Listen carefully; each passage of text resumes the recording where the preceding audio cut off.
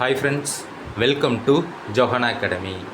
இந்த வீடியோவில் பார்த்தீங்கன்னா நம்ம பிசி எக்ஸாமுக்காக கண்டக்ட் பண்ணுற பெய்டு டெஸ்ட் பேட்சில் உள்ள டெய்லி ஷீட் நம்பர் 3யோட ஒன்லைனர் டெஸ்ட் தான் பார்க்க போகிறோம். ஸோ இதற்கான பிடிஎஃப் பார்த்தீங்கன்னா நம்ம வாட்ஸ்அப் சேனலில் அவைலபிளாக இருக்குது. கிளிக் பண்ணி நீங்கள் டவுன்லோட் பண்ணிக்காங்க. ஒருவேளை நீங்கள் நம்ம வாட்ஸ்அப் சேனலில் இல்லை அப்படின்னா இந்த வீடியோ கீழே டிஸ்கிரிப்ஷனில் நம்ம வாட்ஸ்அப் சேனலில் ஜாயின் பண்ணுறதுக்கான லிங்க் வந்து அவைலபிளாக இருக்கும். அதை கிளிக் பண்ணி நீங்கள் ஜாயின் பண்ணிக்காங்க. இந்த வீடியோ உங்களுக்கு யூஸ்ஃபுல்லாக இருந்துச்சு அப்படின்னா மறக்காமல் இந்த வீடியோவை லைக் பண்ணிக்காங்க. ஓகே, இதில் ஃபஸ்ட் கொஸ்டின் பாருங்கள். உலகின் இளமையான மலைத்தொடர் மற்றும் உலகிலேயே மிக பழமையான மலைத்தொடர். ஸோ உலகின் இளமையான மலைத்தொடர் அப்படின்னா இமயமலை. ஓகேங்களா? அதுவே உலகிலேயே மிக பழமையான மலைத்தொடர் அப்படின்னா ஆரவல்லி மலைத்தொடர். அடுத்தது ரெண்டாவது கொஸ்டின். இந்தியாவையும் இலங்கையையும் பிரிக்கும் பகுதி மற்றும் பாகிஸ்தானையும் ஆப்கானிஸ்தானையும் இணைக்கும் கணவாய். ஓகேங்களா? இங்கே கால்வாய் அப்படின்னு போட்டிருக்கு, மாற்றிக்காங்க கணவாய். ஸோ இந்தியாவையும் இலங்கையும் பிரிக்கும் பகுதி பார்த்திங்கன்னா பாக் நீர் சந்தி. பாகிஸ்தானையும் ஆப்கானிஸ்தானையும் இணைக்கும் கணவாய் அப்படின்னா கைபர் கணவாய். அடுத்தது தேர்டு கொஸ்டின். இந்தியாவின் தென்கோடி பகுதி மற்றும் இந்திய நிலப்பகுதியின் தென்கோடி பகுதி.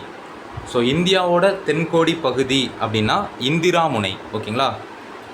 இந்திய நிலப்பகுதியோட தென்கோடி பகுதி அப்படின்னா குமரி முனை. அடுத்தது நாலாவது கொஸ்டின். இந்தியா எந்த நாட்டுடன் அதிக நீளமுள்ள நில எல்லையை பகிர்ந்துள்ளது மற்றும் குறைந்த நீளமுள்ள நில எல்லையை எந்த நாட்டுடன் பகிர்ந்துள்ளது? ஸோ இந்தியா பார்த்தீங்கன்னா அதிக நீளமுள்ள நில எல்லையை வங்காளதேசம் அப்படிங்கிற நாட்டு கூட பகிர்ந்திருக்கு. குறைவான நீளமுள்ள நில எல்லையை பார்த்தீங்கன்னா ஆப்கானிஸ்தான் நாட்டுடன் பகிர்ந்துள்ளது. அடுத்தது அஞ்சாவது கொஸ்டின். அந்தமான் நிக்கோபார் தீவு கூட்டங்களில் எத்தனை தீவுகள் உள்ளன மற்றும் லட்சத்தீவுகளில் எத்தனை தீவு கூட்டங்கள் உள்ளன? அந்தமான் நிக்கோபார் தீவு கூட்டங்களில் பார்த்தீங்கன்னா மொத்தம் 572 தீவுகள் இருக்குது. லட்சத்தீவுகளில் பார்த்தீங்கன்னா மொத்தம் 27 தீவுகள் இருக்குது. ஓகேங்களா? ஸோ நம்ம சேனல் சார்பாக பார்த்தீங்கன்னா வரக்கூடிய பிசி எக்ஸாமுக்காக ஒரு பெய்டு டெஸ்ட் பேட்ச் நம்ம கண்டக்ட் பண்ணிகிட்டு இருக்கோம். ஓகேங்களா? ஸோ அந்த பெய்டு டெஸ்ட் பேட்சில் ஜாயின் பண்ணுறதுக்கான ஃபீஸ் பார்த்தீங்கன்னா 1000 ரூபா. ஸோ 1000 ரூபா பே பண்ணி இந்த பெய்டு டெஸ்ட் பேட்சில் நீங்கள் ஜாயின் பண்ணுறீங்க அப்படின்னா 2025 பிசி எக்ஸாம் வர வரைக்கும் பார்த்தீங்கன்னா உங்களுக்கான அப்டேட் அண்ட் கைடன்ஸ் வந்து நான் கொடுத்துட்டே இருப்பேன். ஓகேங்களா? ஸோ இந்த பெய்டு டெஸ்ட் பேட்சில் நம்ம கொடுக்கக்கூடிய மெட்டீரியலை நீங்கள் டெய்லி ஒரு 2 மணி நேரம் ஒதுக்கி நீங்கள் படித்தாலே போதுமானது.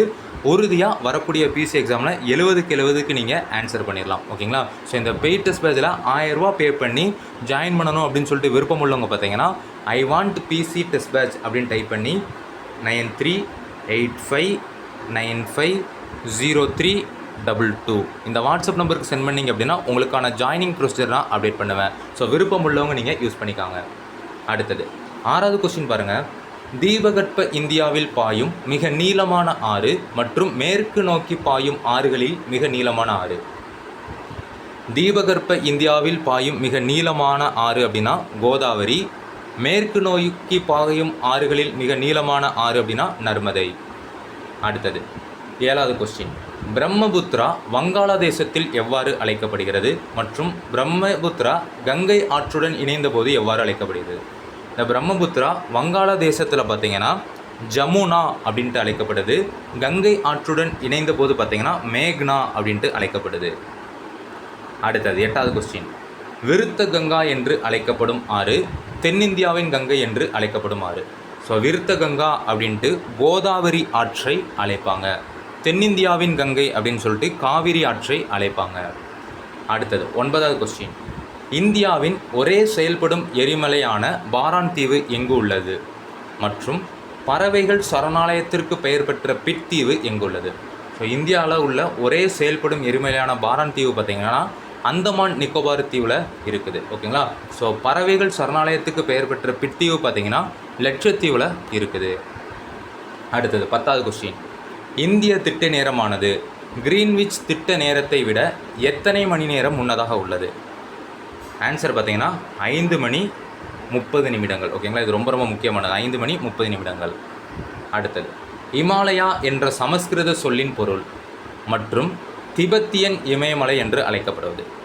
இந்த இமாலயா அப்படிங்கிற சமஸ்கிருத சொல்லோட பொருள் பார்த்தீங்கன்னா பனி உறைவிடம். இந்த திபெத்தியன் இமயமலை அப்படின்ட்டு அழைக்கப்படுற இமயமலை பார்த்தீங்கன்னா டிரான்ஸ் இமயமலை. அடுத்தது 12வது கொஸ்டின். ஆறுகளால் கொண்டு வரப்பட்டு படிய வைக்கப்படும் புதிய வண்டல் மண் எவ்வாறு அழைக்கப்படுகிறது?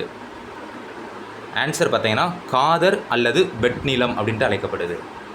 அடுத்தது 13வது கொஸ்டின். இரும்பு தாது மற்றும் நிலக்கரி போன்ற கனிம உற்பத்திக்கு புகழ்பெற்ற பீடபூமி மற்றும் இந்தியாவின் மிகப்பெரிய இயற்கை அமைப்பு.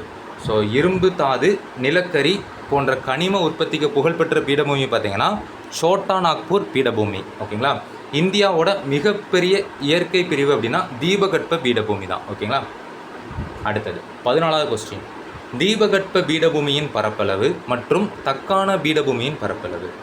இந்த தீபகற்ப பீடபூமி பார்த்தீங்கன்னா சுமார் 16 லட்சம் சதுர கிலோமீட்டர் பரப்பளவுக்கு பரவி இருக்குது. ஓகேங்களா? இந்த தக்கான பீடபூமி பார்த்தீங்கன்னா சுமார் 7 லட்சம் சதுர கிலோமீட்டர் பரப்பளவுக்கு பரவி காணப்படுது. அடுத்தது 15வது கொஸ்டின்.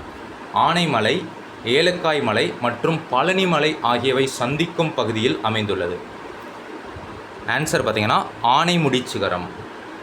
அடுத்தது 16வது கொஸ்டின். தமிழ்நாடு மற்றும் ஆந்திர பிரதேச எல்லையில் அமைந்துள்ள ஏரி மற்றும் கோதாவரி ஆற்றுக்கும் கிருஷ்ணா ஆற்றுக்கும் இடையே அமைந்துள்ள ஏரி.